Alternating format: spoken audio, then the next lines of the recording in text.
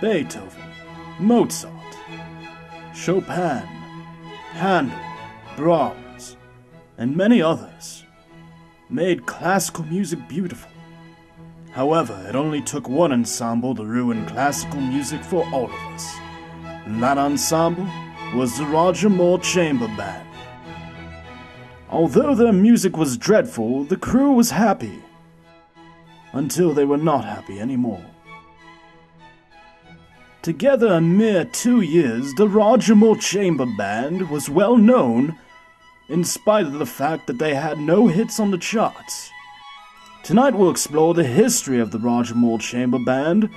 We'll examine the highs, the lows, the drug overdoses, the murder, the resurrection, the traffic violation, the sex, the drugs, the idiocy, the love, the hate, the retardation, the fornication, the lies, the distrust, the mixed messages. Tonight on Behind the Orchestra. We were unstoppable at one point. We had gold records. Everybody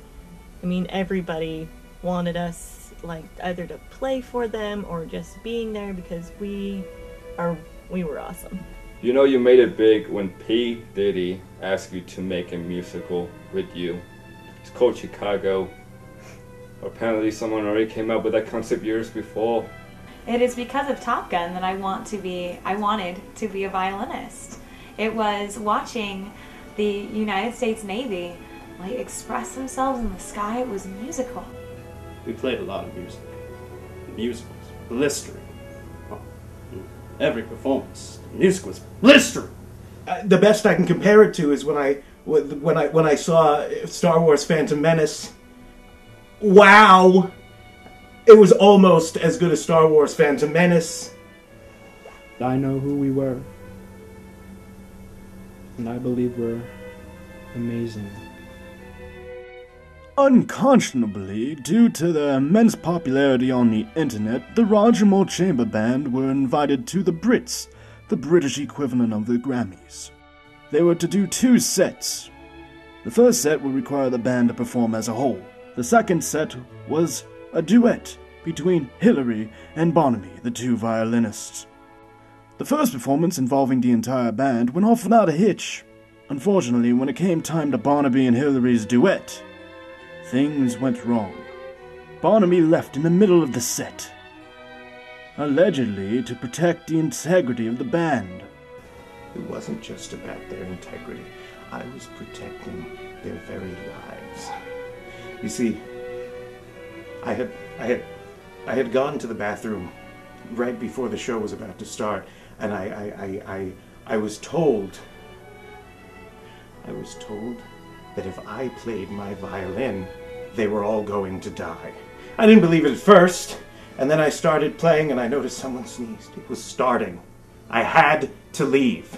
Well, he did tell me he was going to leave, and that it was going to be epic, but I didn't think he'd leave in the middle of her classical Brits performance with Hillary. I mean, she freaking flipped. You don't do that to anybody, let alone another violinist, okay? Alright? The fellow violinists are like fellow Marines. That's unacceptable. That's unacceptable. That's like spitting in a priest's face. Who does that? Nobody. You can disagree with the religion, but you don't take it out on the priest. After the Brits performance, Barnaby left the band for good. You know, the most upsetting thing when he left was I was heartbroken because it's hard to say this, but he owed me $20. I should have left the band too, but I didn't have the minerals. I did not have the stones to do it.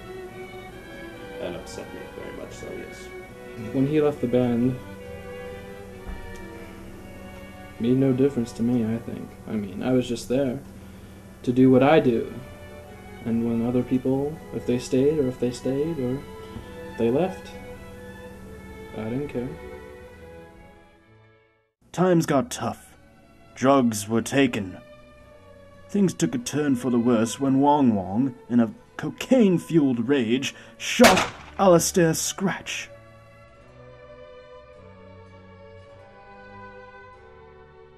Alistair remained dead for 3 days.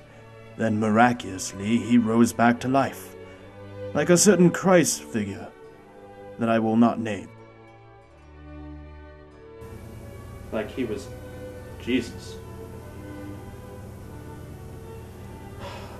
All I gotta say is when he shot me, felt like he broke my heart. And then I decided to forgive him. You can't say that I didn't see it happen because I was there and someone took a picture of me watching it happen. I don't know why they didn't take a picture of it happening. They were more interested in what I thought. Those people who are your friends and your family members, they will stick with you to the very end. To the very fucking end of your bank account.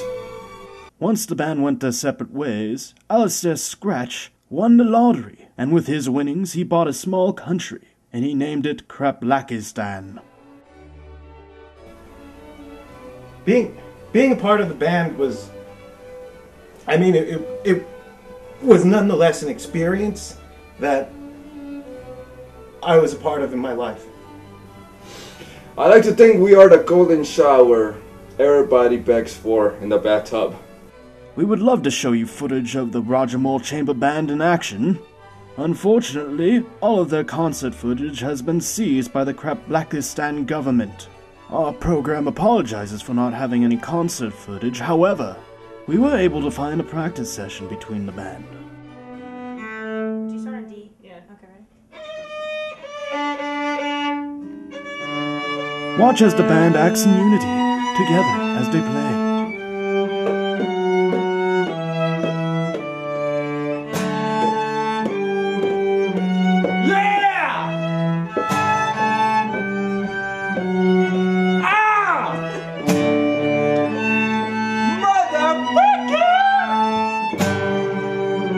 Twinkle this, bitch!